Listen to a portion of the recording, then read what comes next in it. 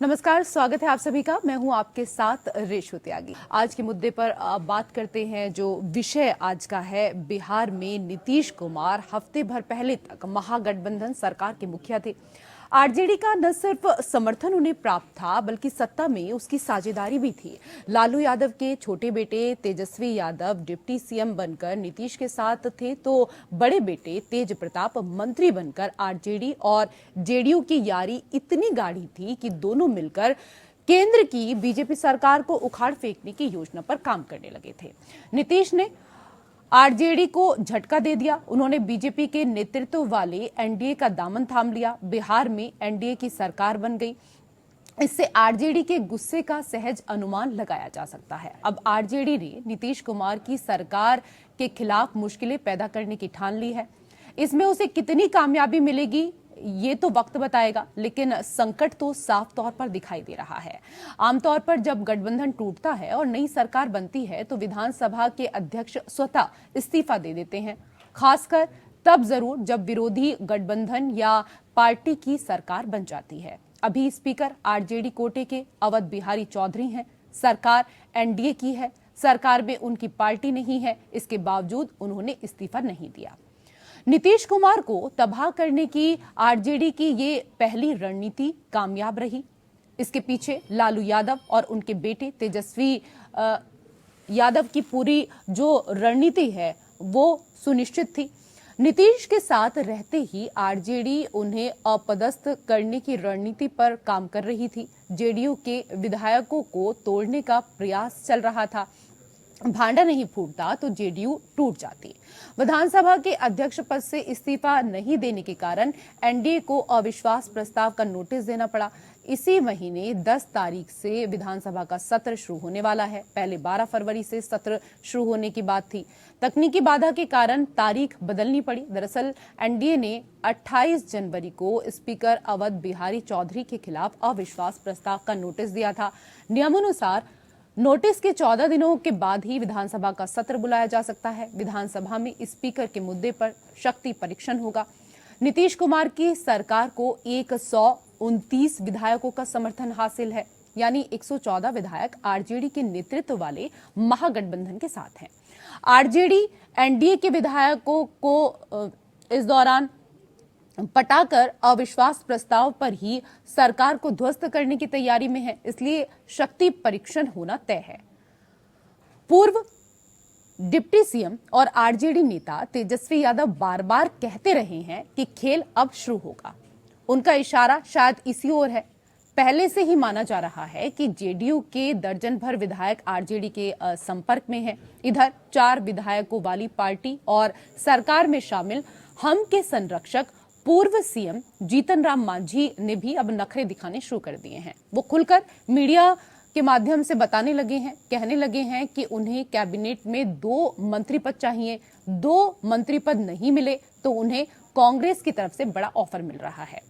संभव है कि ये आरजेडी की ही रणनीति का हिस्सा हो, जिसकी बात तेजस्वी लगातार कहते भी रहे हैं। वहीं कांग्रेस ने इस दौरान अपने विधायकों को बाहर भेज दिया है और ऐसे में कहीं ना कहीं बिहार कांग्रेस को ऑपरेशन लोटस का डर भी सता रहा है।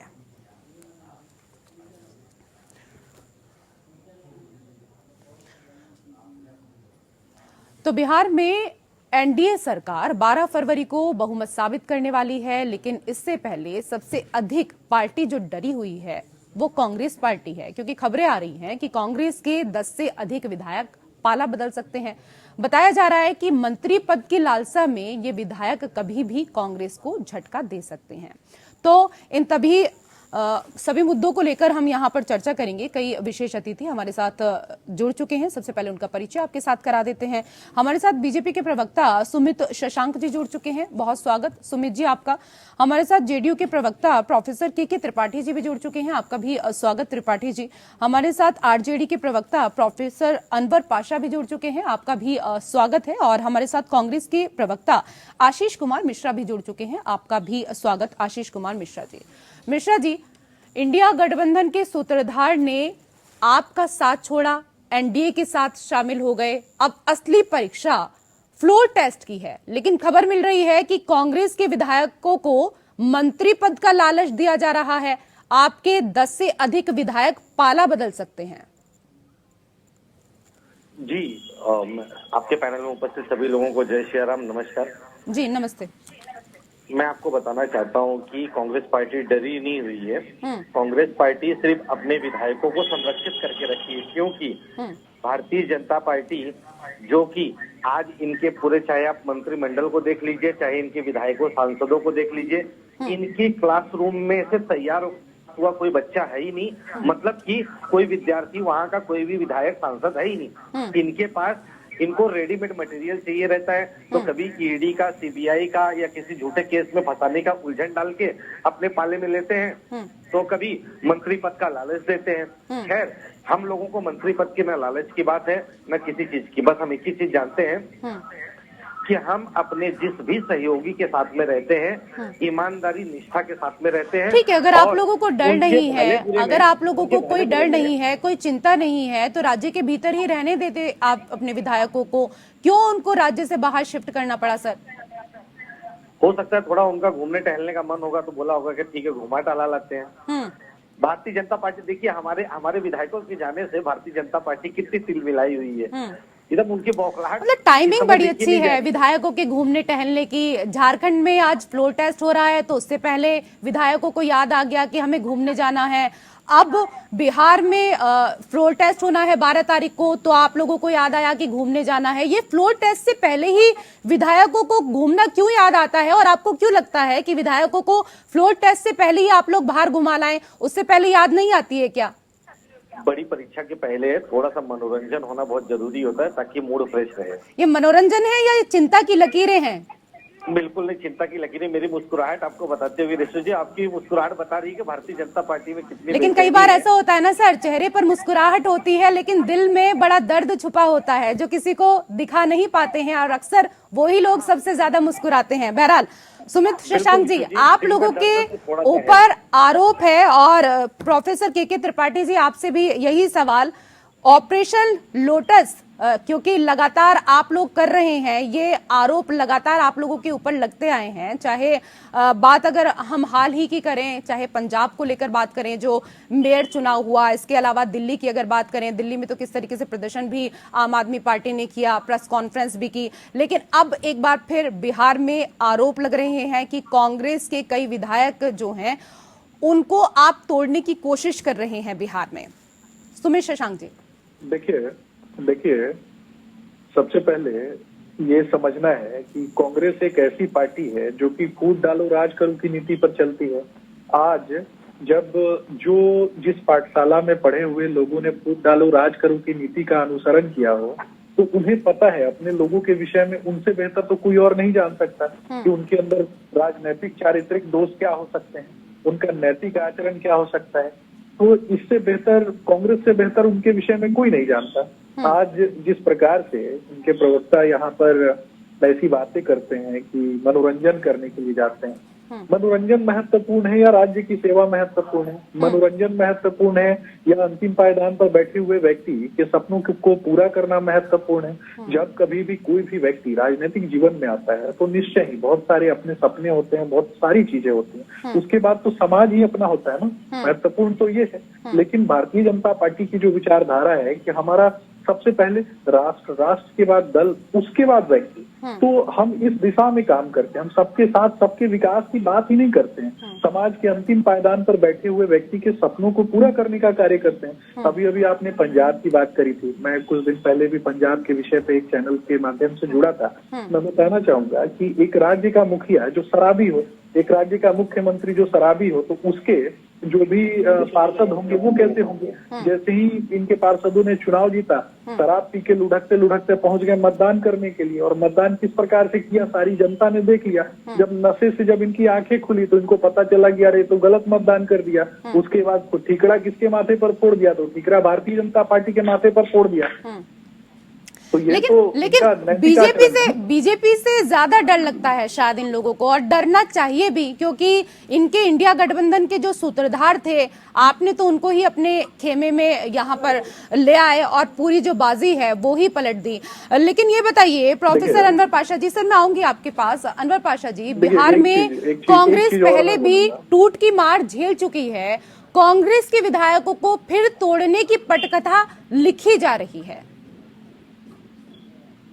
जी, ये बहुत ही अजीब परिस्थिति है भारतीय राजनीति की, और बहुत दुर्भाग्यपूर्ण ये परिस्थिति है कि अलोकतांत्रिक तरीके से खरीद बेच करके, ईडी का डर दिखा करके, सीबीआई का डर दिखा करके, इनकम टैक्स का डर दिखा करके, जिस तरह से पार्टियों को तोड़ना, उनके एमएलए को तोड़ना और इलीगल तरीके से सरकार बनाने की जो चेष्टा बीजेपी करती रही है, ये उसी का परिणाम है। ये राजनीतिक नैतिकता का एक तरह से सबसे पिछला पायदान है, जहां पर इस वक्त भारतीय जनता पार्टी ने पूरे देश को लाकर खड़ा कर दिया है। इसकी जिम्मेदार पूरी तरह से भारतीय जनता पार्टी है। और भारतीय जनता पार्टी की जो अंतर्राष्ट्रीय छवि बनी, पढ़ लीजिए बाहर के अखबारों को, उठा करके देखिए, बाहर की मीडिया को सुन लीजिए, आपको अनुभव हो जाएगा कि भारतीय जनता पार्टी ने पिछले 10 वर्षों में जिस तरह की राजनीतिक दिशा को चुना है, जिस तरह के हथकंडे अपना रही है, लोकतांत्रिक हथकंडे अपना रही है, चुनी हुई सरकारों को गिराने के लिए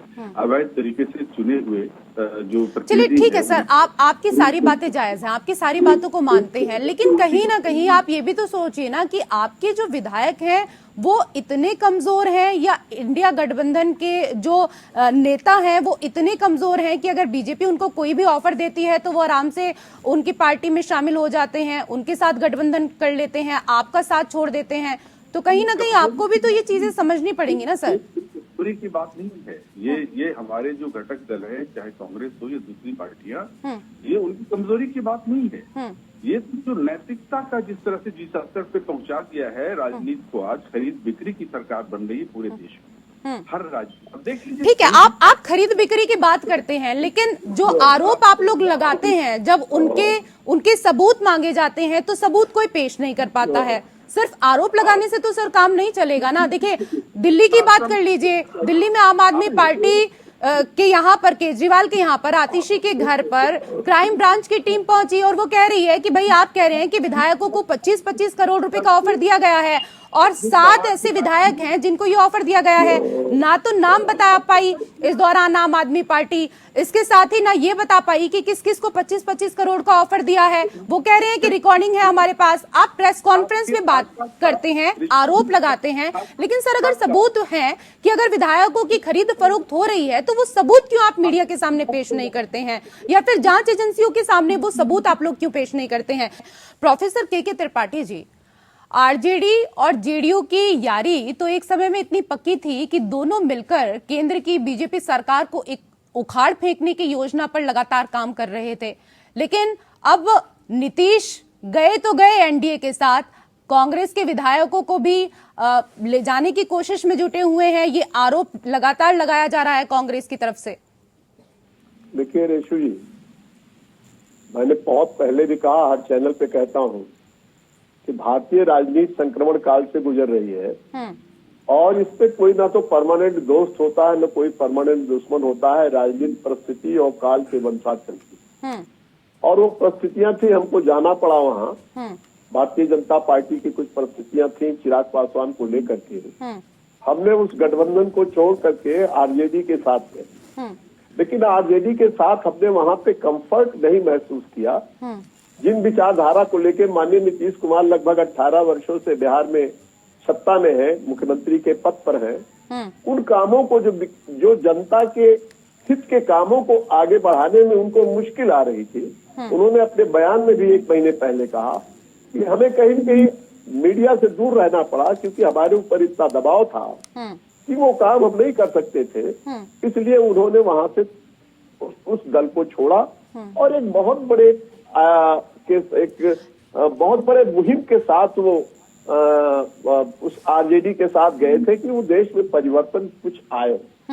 और लेकिन विपक्ष लेकिन मजबूत सर हो। एक चीज ये भी तो बताइए ना, जनता सरकार को चुनती है, लेकिन आप लोग कभी इधर चले जाते हैं, कभी उधर चले जाते हैं, उसमें तो कोई जनता का निर्णय आप लोग लेते नहीं। ये तो सीधे सीधे तौर पर जनता के साथ भी विश्वासघात होता है ना कहीं, क्योंकि ये मैंडेट का अपमान आप लोग कर रहे हैं। रेशु जी, बड़ी ईमानदारी से मैं आपके चैनल के माध्यम से कहना चाहता हूँ, जब गठबंधन की सरकारें बनती तो उसमें बहुत कुछ काम ऐसे दबाव में करने पड़ते हैं जो नहीं होना चाहिए। और ये दबाव इसलिए होती कि सरकार को चलाना होता है और उस राज्य में दोबारा चुनाव ना हो, उससे बचा जा सके।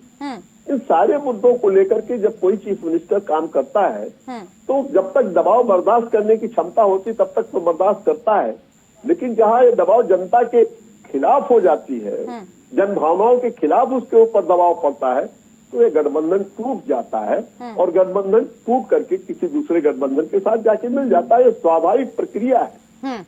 और इस स्वाभाविक प्रक्रिया में माननीय नीतीश कुमार ने, आप जो कहते हैं लोग उनको गलत बयानबाजी कर करके उनको कहते हैं, नीतीश कुमार एक साफ सुथरे आदमी है। हिंदुस्तान की पॉलिटिक्स में मैं कहता हूँ लगभग 18 वर्षों से वहाँ मुख्यमंत्री हैं। उनके बिल्कुल 18 वर्षों में 9 बार मुख्यमंत्री बनने का रिकॉर्ड तो वो पार कर चुके हैं। और ऐसे में लगता है कि इसी बार वो कभी इस दल के साथ जुड़ जाते हैं, कभी उस दल के साथ जुड़ जाते हैं, ताकि जो ये रिकॉर्ड है वो कोई और कायम ना कर पाए। नहीं रेशु जी, इस रिकॉर्ड तो मैं सम्मान करता हूँ, लेकिन रेशु जी इनके बावजूद कोई व्यक्तिगत लाभ के लिए उन्होंने नहीं किया है।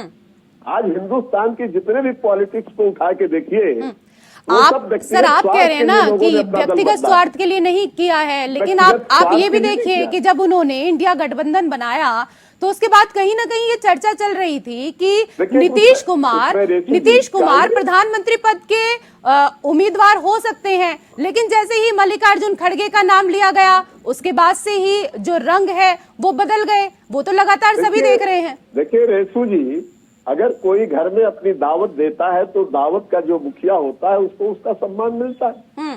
उसी प्रकार से माननीय नीतीश कुमार ने पहले सब जगह दौड़ लगा करके सारे लोगों को जब एक प्लेटफॉर्म पे विपक्षी दलों को लाने का काम किया। अब हम सजाएं, उसके लिए महफिल बनाएं और उसको कोई लूट के लेके चला जाए तो संभव नहीं है ना। उसको तो उसकी क्रेडिट मिलनी चाहिए थी ना। तो मतलब उसको क्रेडिट देने तो मतलब आप एकदम बोलते ना, फ्रंट पर आकर बोलते कि ठीक है इंडिया गठबंधन हम बना रहे हैं तो प्रधानमंत्री पद का अगर कोई चेहरा होगा तो वो नीतीश कुमार होंगे, इस बात को आप खुलकर बोल देते। तब तो आप बोल नहीं रहे थे, तब आप कह रहे थे कि नहीं हमें कोई पद नहीं चाहिए, हमें कुछ नहीं चाहिए। आप तो तेजस्वी यादव को भी अपना उत्तराधिकारी बना रहे थे। बहरहाल मैं वापस आऊंगी सर आपके पास। राजनीति में बहुत कुछ चीजें नहीं कही जाती है, वो अंडरस्टूड होती हैं। रेशु जी, जो बड़ा नेता होता है या जिसको कोई पद या कुछ चाहिए तो और लोग कुछ उसको प्रस्तावित करते हैं, व्यक्ति नहीं कहता है। हमेशा याद रखिए, और जो ये कहेगा वो तो हल्का हो जाएगा ना। लेकिन मुख्यमंत्री में सारे गुण थे। अगर वो कोई हिंदुस्तान की पॉलिटिक्स में माननीय नरेंद्र मोदी को टक्कर देने की क्षमता रखता है तो बिहार के मुख्यमंत्री जी और तो नहीं कर सकते। तो अब कैसे टक्कर दे पाएंगे? अब तो टक्कर देने का कोई सवाल ही पैदा नहीं होता। अब तो टक्कर दे ही नहीं पाएंगे आप। उस मौके को अब तो आपको सारथी बनकर काम करना पड़ेगा सर। रेशु जी, उस मौके को कुछ खो दिया जी। ठीक है, अनवर पाशा जी कुछ कहना चाह रहे हैं। मैं रेशु जी, मैं ये कहना चाहता हूँ कि मुझे बहुत आश्चर्य हो रहा है कि प्रोफेसर के त्रिपाठी जी जिस तरह की बातें कर रहे हैं, भाषा में बातें कर रहे हैं, उन्होंने इस बात को मान लिया, उसको एक्सेप्ट कर लिया उन्होंने कि नैतिकता कभी परमानेंट नहीं होती, चाहे वो राजनीतिक की नैतिकता क्यों ना। उन्होंने इस बात को मान लिया और इसके आगे अब कुछ कहने को बचता नहीं है। क्योंकि जिस तरह की छवि बन गई है आज हमारे आदरणीय श्री नीतीश कुमार जी की, उस छवि को एक बच्चा जानता है कि उनकी छवि क्या है, किस तरह की राजनीति वो करने लगे। और जिस तरह से भाजपा के साथ जाने के बाद जो इनके सुर बदल गए हैं, उसको भी आप देखिए कि आप बताइए कि एक व्यक्ति जो एक गवर्नमेंट को आपने खुद ही कहा उखाड़ फेंकने के लिए प्रयत्नशील था और पूरे देश के दूसरी पार्टियों को जोड़ने की कोशिश कर रहा था, वही व्यक्ति जाकर के उसकी नैतिकता देखिए कि वही व्यक्ति जाकर के जब उसको लगा कि उस व्यक्ति के अपने जो स्वार्थ हैं जो उसके अपने जो व्यक्तिगत स्वार्थ है उसकी पूर्ति नहीं होने जा रही है, तो जाकर के उसी पार्टी के गोद में बैठ गया जिसके खिलाफ लोगों को ऑर्गेनाइज कर रहा था वो व्यक्ति। ये है नैतिकता, ये है। बिल्कुल, लेकिन सबसे बड़ी चीज यहाँ पर ये भी है ना कि खड़गे भी लगातार कह रहे थे कि उन्हें पता था कि नीतीश चले जाएंगे, और जब पता था तो आप लोगों ने उनको रोकने की कोशिश क्यों नहीं की? उनके चरित्र को देख करके ये बात कहा जा सकता है, और लोग कह रहे हैं ये बातें कि ये कहीं भी टिके नहीं रहेंगे। अब भाजपा के साथ कितनी देर तक टिकेंगे, उनके बाद उनका भविष्य क्या होगा। जिसका घर खुद शीशे का होता है दूसरे घरों पे पत्थर नहीं फेंकता है। पहले देखना चाहिए दामन को खोल करके। दिल्ली के चलिए, किसी का घर शीशे का हो, ईंट का हो, संगमरमर का हो, लेकिन पत्थर किसी के घर पर नहीं फेंकना चाहिए। बहुत बहुत शुक्रिया आप सभी मेहमानों का हमारे साथ इस चर्चा में जुड़ने के लिए, और इसी के साथ इस खास पेशकश में मेरे साथ फिलहाल इतना ही। नमस्कार।